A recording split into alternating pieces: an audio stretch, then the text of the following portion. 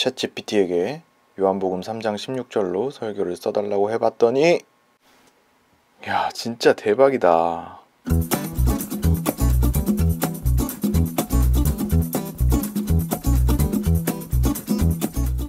안녕하세요 성도님들, 처치제로원 김목사입니다. 요즘 챗GPT가 많은 관심을 받고 있죠. 간단히 말하자면 인공지능과 채팅으로 소통을 할 수 있는 서비스입니다. 인공지능은 그동안 자율주행이나 이미지의 보정이나 편집, 음성인식 등의 형태로 우리의 실생활에서 찾아볼 수가 있었는데요. 이를 GPT라는 언어 모델을 통해서 채팅 형태로 구현한 것이 바로 챗GPT입니다. GPT-3 기준 1750억 개의 매개 변수를 조합하기 때문에 보다 자연스러운 대화가 가능하다는 이런 기술적인 이야기는 잘 모르겠다 치더라도 어쨌든 인공지능과의 채팅을 통해서 궁금한 것들을 물어볼 수 있고 번역도 할 수 있고 심지어 기사나 레포트까지 작성할 수 있다는 점은 정말 이 시대의 모든 사람들을 분명히 충격에 빠뜨렸습니다. 저는 이제 목사이다 보니까 이 챗GPT를 어떻게 목회에 접목시킬 수 있을까 하는 생각으로 챗GPT에 설교문을 한번 써달라고 요청을 해봤어요. 그랬더니 정말 소름 돋는 결과가 나왔습니다. 챗GPT에게 요한복음 3장 16절로 설교를 써달라고 해봤더니 그냥 줄줄 써내려갑니다. 와. 그리고 이거를 한글로 번역해달라고 요청합니다. 그러면 이렇게 한글로 설교가 써지죠.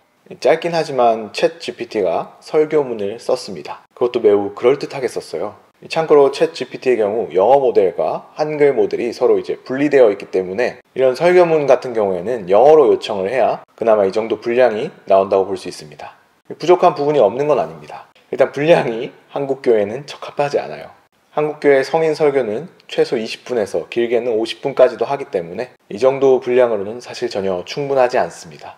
그리고 어쨌든 영어 기반이기 때문에 뉘앙스나 표현 방식 자체가 또 익숙하지 않은 부분도 있죠. 한국교회 설교는 3대지 구성을 기반으로 각 대지마다 적절한 예화가 들어가는 것이 국룰이거든요. 이게 다 이유가 있는 게 왜냐하면 교회 설교는 정말 다양한 사람들이 듣기 때문입니다. 보통 사람들의 기억력과 집중력은 그렇게 오래가지 않습니다. 그래서 한 본문에서 3가지 정도 연결되는 소제목을 뽑고 그 소제목당 10분 내외의 구성으로 예화와 설명을 곁들이는 방식으로 설교문을 쓰는 거예요. 그러면 소제목별로 기승전결이 있으니까 집중력을 짧게만 발휘해도 이해가 쉽고 분량도 30분에서 40분이 적절하게 나옵니다. 물론 3대지, 3가지 소제목을 성경 본문에서 적절하게 추출하는 것과 이 소제목들이 서로 유기적으로 연결되도록 하는 것은 성령이 주신 영감과 목사님의 인간지능이 감당하는 부분이긴 하죠. 그래서 이런 구성과 연결은 인공지능이 아직은 따라오기 무리이지 않나 싶습니다.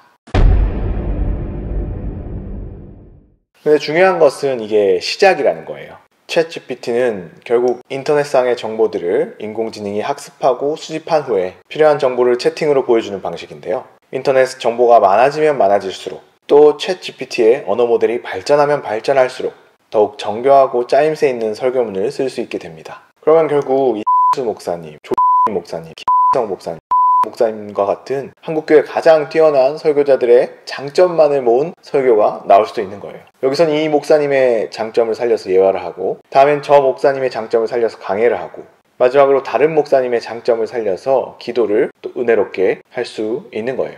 그리고 챗GPT의 사용자라면 누구나 이 모든 설교자의 장점만을 모은 설교문으로 설교를 읽을 수도 할 수도 있게 됩니다. 물론 설교는 설교자를 통해서 완성이 된다고 할 수 있기 때문에 장점만을 모은 설교문이 있다고 해서 아무나 쉽게 잘할 수 있는 것은 아닙니다. 또 직접 작성하지 않은 설교문을 가지고 설교를 할 때 오는 부조화라거나 이질감 또한 분명히 존재합니다. 설교자의 연령대나 목소리, 평소 캐릭터에 따라서 잘 소화할 수 있는 설교 방식이 각각 다르고 다양하기도 하고요. 하지만 설교를 통해 오는 감동과 영감이 챗GPT를 통해서 쉽고도 감쪽같이 복제, 변조, 가장될 수 있다는 점은 설교자 개개인에 대한 신뢰 문제를 넘어서 이 설교라는 방식이 피할 수 없는 위기에 봉착했다라고 할 수 있습니다.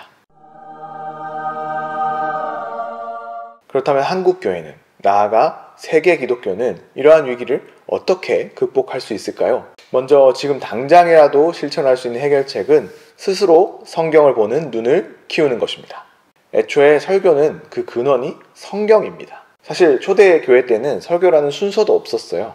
누가복음 4장 16절에서 21절까지의 내용에서 예수님이 하신 것처럼 말씀을 읽고 이에 한마디 덧붙이는 것이 다였습니다. 그러다 거기에 좀 더 설명을 달던 것이 가톨릭의 강론이 되었고, 그것이 종교개혁의 구호였던 솔라 스크립투라를 통해서 가톨릭과는 차별화된 설교라는 순서로 거듭난 것이죠. 설교가 담고 있는 성경의 가르침이 중요한 것이지, 사실 설교는 성경의 가르침을 받는 하나의 방식입니다. 설교자들이 그 근원을 매주 조금 덜어다가 고민하고 연구해서 다른 성도들이 이해하기 쉽게 또 실천하기 쉽게 전달하는 것이 바로 설교인 것이죠. 쉽게 말해서 우리가 몸의 양식으로 배달 음식을 주문해서 먹을 때 배달, 즉 전달에 문제가 있으면 직접 우리가 픽업을 가면 되는 것처럼, 설교자가 전달한 방식에 문제가 생기면 우리가 직접 그 근원을 찾아가면 됩니다. 이미 성경 읽기 또 성경 공부에 관한 입문자를 위한 신학 서적이 굉장히 많이 나와 있습니다. 목사님들을 가르치는 이 신학자들의 안내와 도움을 받으면 설교를 통해서 아는 것보다도 더 폭넓고 깊게 하나님에 대해서 이해할 수 있죠.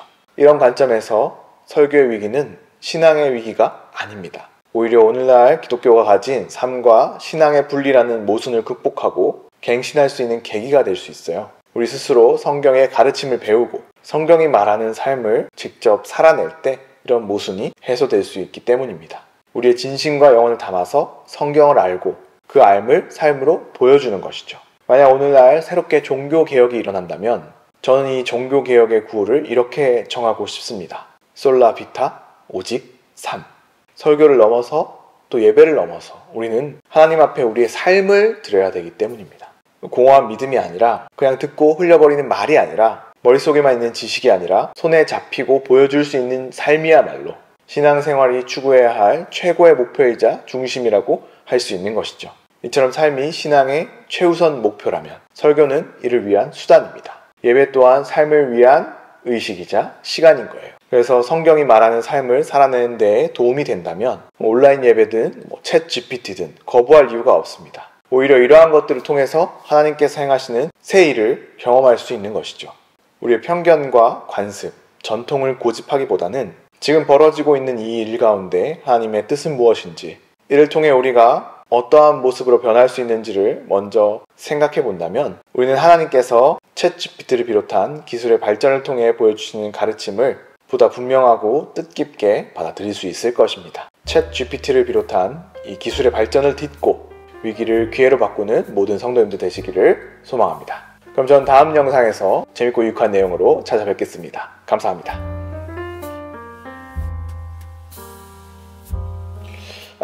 그 챗 GPT를 설교에 써도 되느냐? 저는 된다고 봅니다. 사실 챗 GPT는 자기가 모든 정보를 알고 있는 게 아니라 이미 있는 정보들을 자동으로 모아서 쉽게 알려주는 거니까요. 하지만 쓰는 사람은 무조건 챗 GPT를 사용했다고 밝혀야겠죠?